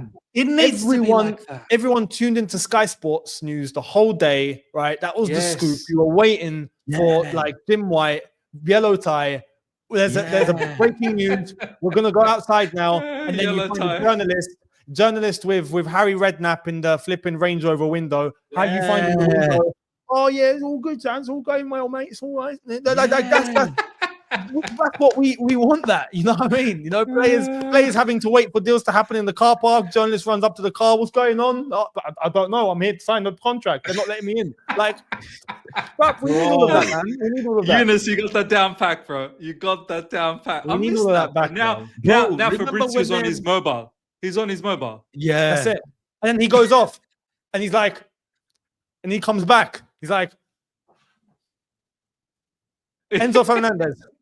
To be honest, I got to be honest. That was a golden moment for us. Enzo Fernandez that was a golden moment. That was a good moment. Bro, remember when cameramen used to run and you see the camera shake? I need that, bro. Just camera shaking. You don't know what glimpse you're gonna get of what. The whole screen's going like this. What am I running?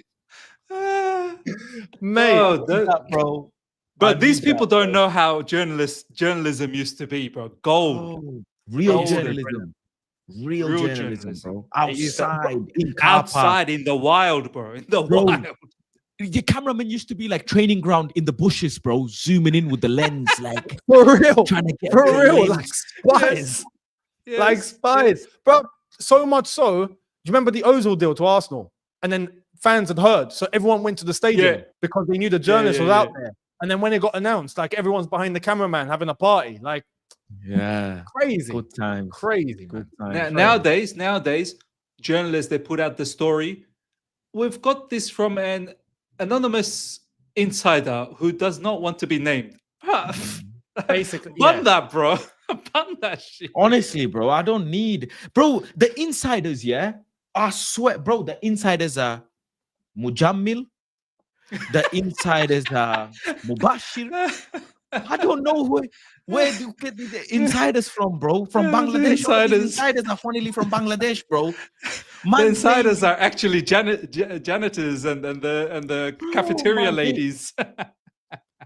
Bro, he says his name is Jack on Twitter. It's not Jack, it's Jugandir, bro. Yo, stop lying. This is crazy. All of these insiders, bro. Oh my God. That's where it's headed now. You've got these online personalities that are journalists, right? That have created audiences online that have their sources directly.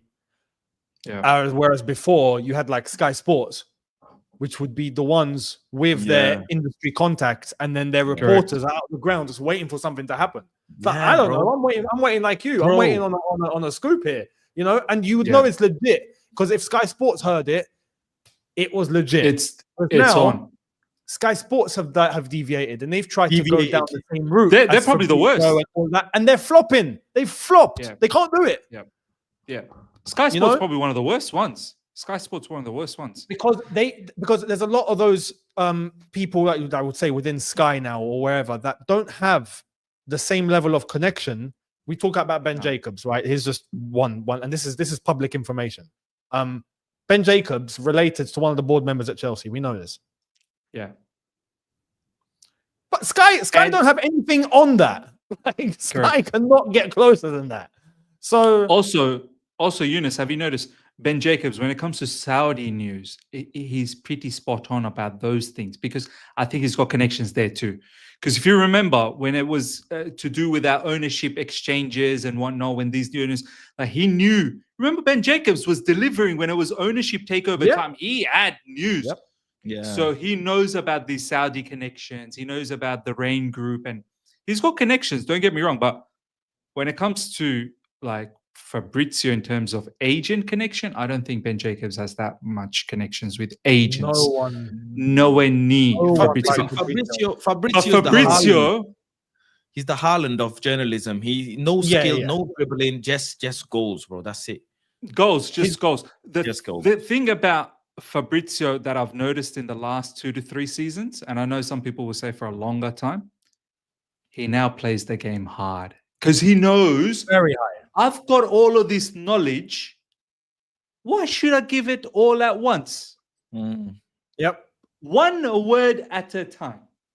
One word. So if the agent's given him 10 words, so the agent texted him 10 words, he's going to say, all right, today I'm going to pick on this word.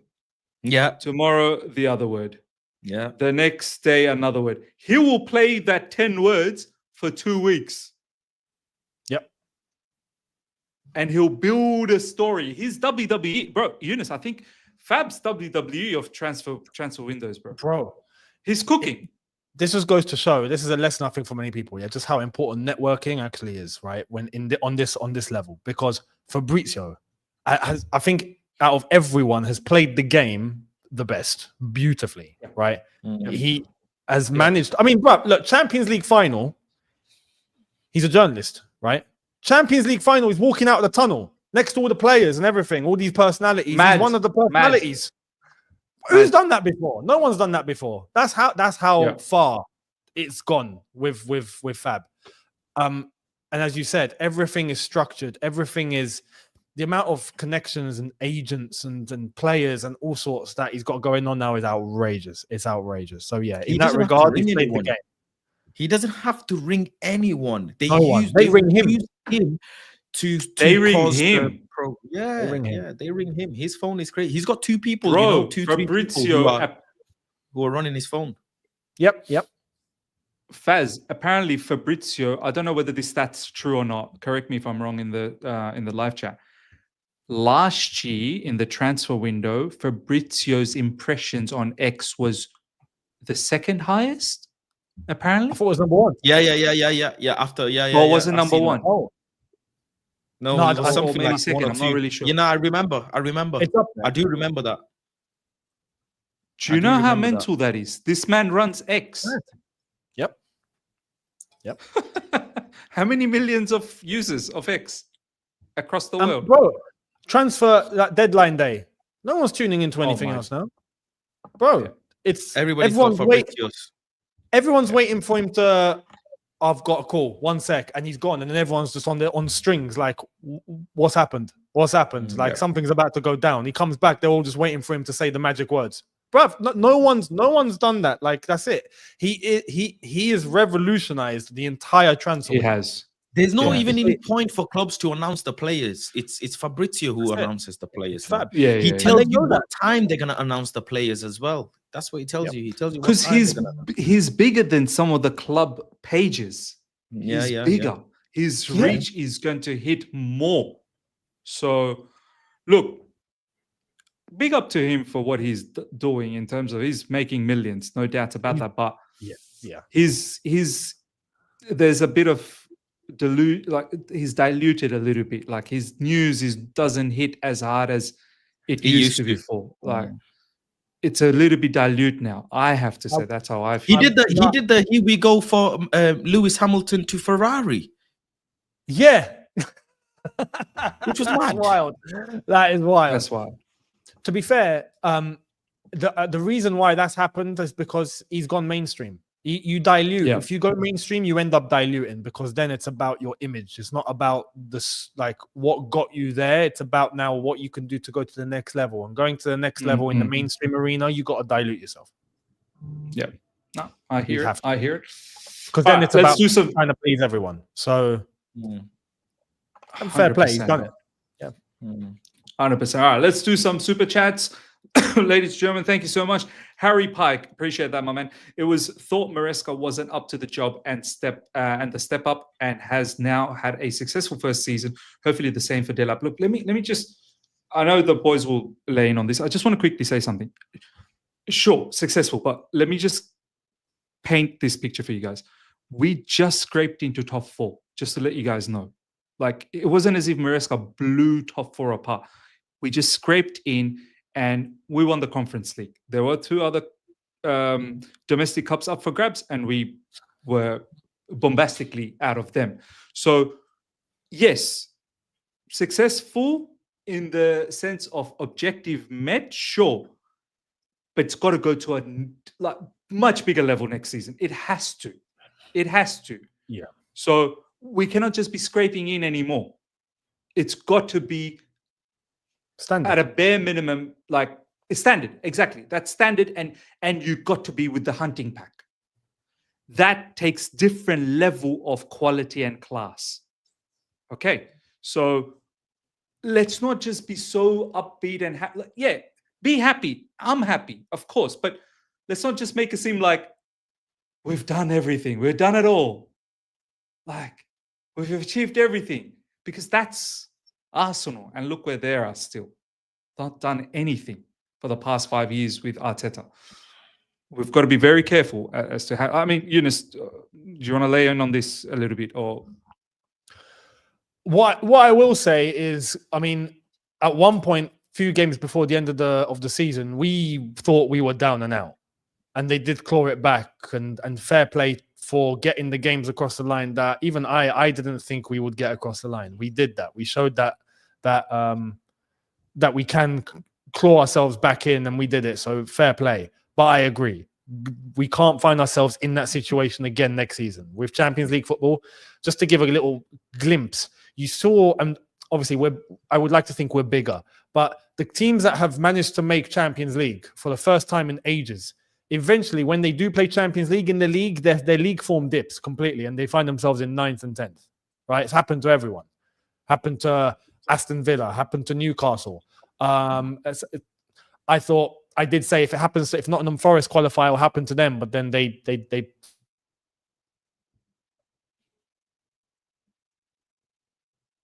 Is he players that are, we have to upgrade on the quality. We have to bring in players that are going to take this team to the next level. That way we can compete in the league and in the Champions League. So 100%.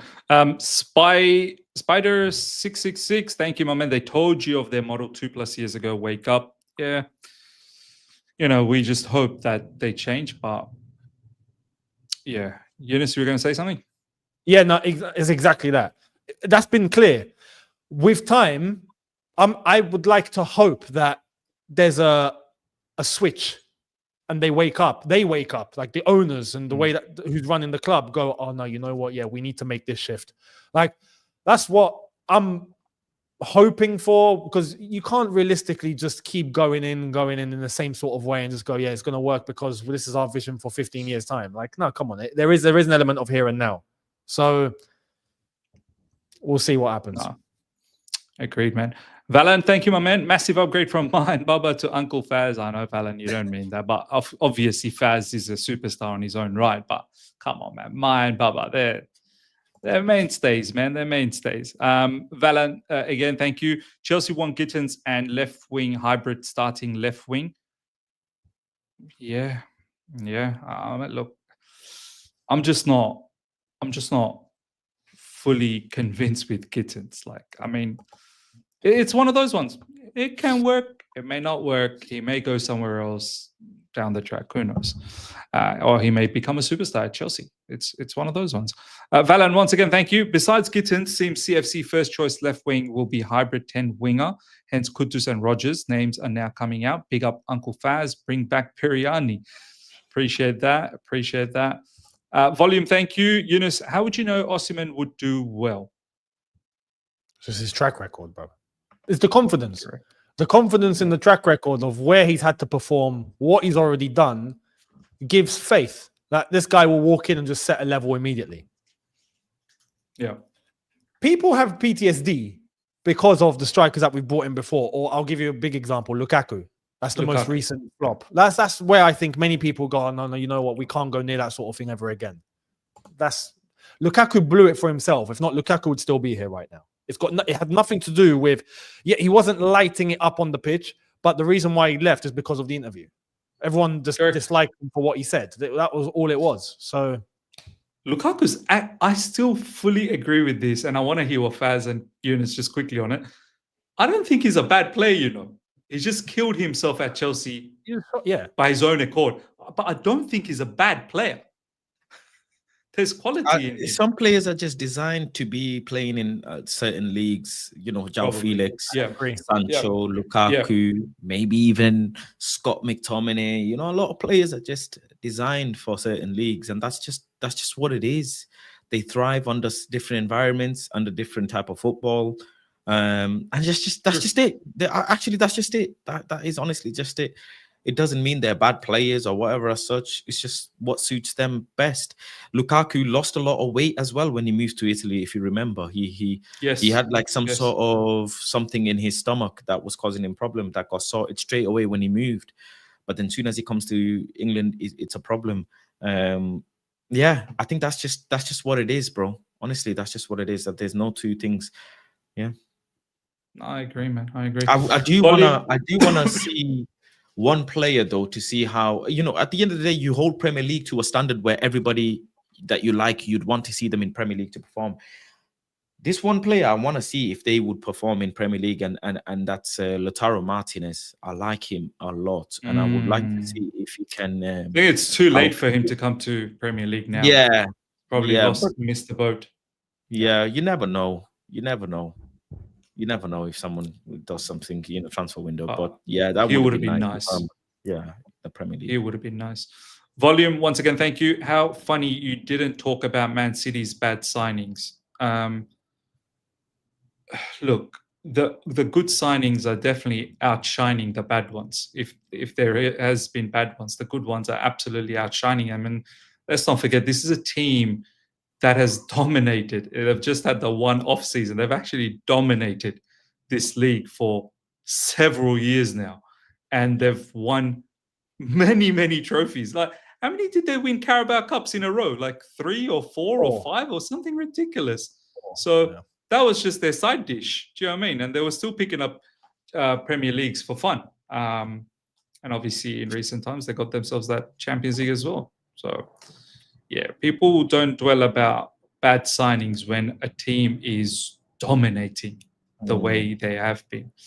CFC Hafa, thank you so much for the super chat. Maresca out. Sari was let go for the better. Look, Sari was never let go. Sari left. Yeah, Sari left. Yeah, he was homesick. He wasn't remember? Yeah. I actually accepted that a lot later. I initially was thinking that he was forced out, but he himself has said it several times. He could have stayed. He could have stayed. They actually wanted him. Yeah, they actually want. I think Marina and Roman wanted him to stay. Yeah, but he requested to leave.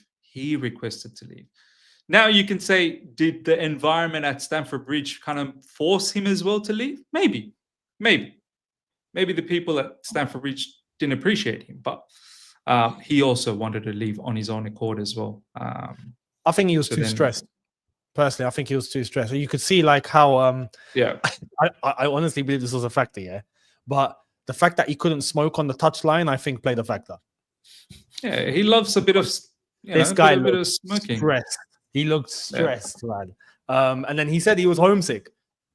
Look, England, the press, the media, the Premier League, the pressure. He can't smoke. I think that all took its toll. I'm not gonna lie. Just recently as well, he said that he regrets that though. He does, yeah. He regrets that. He now looking back, he wished he'd stayed. And he felt that he could have done something at Chelsea. And now I'm sure he could have. I mean, look, I thank him for the way the season ended with Europa League and how we absolutely bossed it. And it looked like we were finally getting somewhere with Sarri. But look, it is what it is. It is what it is. For the time being, Maresca's not going anywhere either. Anyway, ladies and gentlemen, we'll wrap things up. Thank you so much to each and every one of you guys. Before you guys go, and for people that are going to watch this later on as well, number 1, subscribe to Faz's channel. That's the number 1 thing. Number 2, subscribe to Yunus and his second channel as well. Number 3, smash up the like button. Subscribe to my channel as well. We're racing towards 42,000. Thank you heaps. I actually just got a message from Jadon. Jadon actually thought this was on another day, so he obviously misunderstood. But we shall hopefully have the gang back again next week. Once again, I think Matisse might not be around because he's still in South Africa, but we'll see what Yunus and Jadon and Baba might be back as well by next week. So we'll see. Thank you so much, Faz. Really appreciate that. Thank you for having me. No, I appreciate you. Thanks for coming on, bro. Awesome. It was a nice little twist. And Yunus, like always, bro, thank you heaps for joining as well. Everyone, take care. See ya. Goodbye.